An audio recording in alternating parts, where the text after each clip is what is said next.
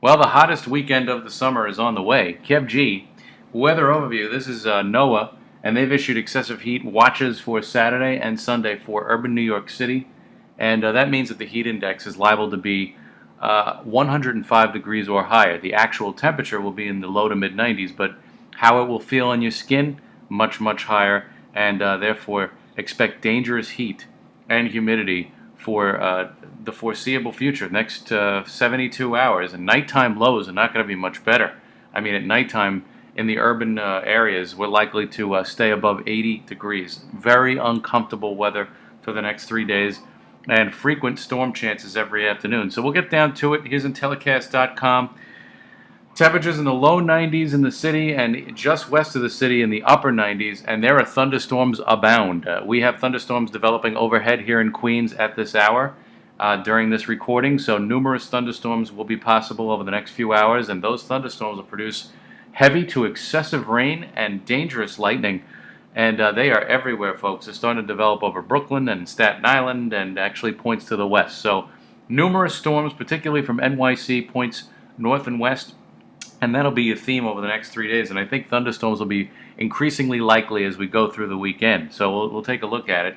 Here's the humidity off of what's been happening, the observation, the actual observation from Central Park. And the dew point has skyrocketed since Tuesday, and it is likely to be in the uncomfortable level of 65 degrees or higher.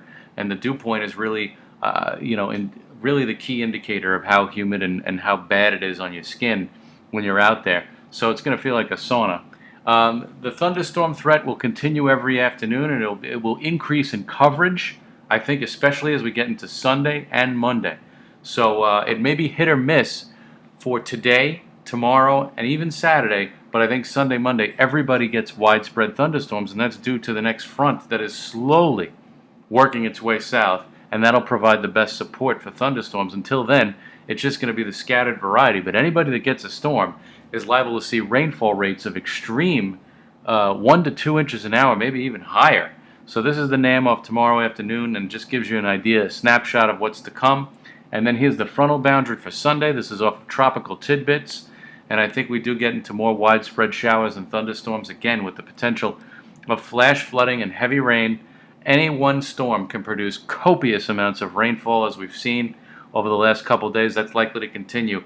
And I think the upper level pattern, even though we may break down some of this heat by Monday or Tuesday, it may not be quite into the lower to mid 90s temperature wise, but you're still going to get high levels of humidity with this Bermuda high in control off the Atlantic coast, and no trough of low pressure can really break down that humidity. You're going to get a southwest flow from the Gulf of Mexico, and expect very humid conditions through Wednesday. Yes, we're going to lose some of the heat by early next week, but the humidity is liable to stay in place through Wednesday, at least Wednesday.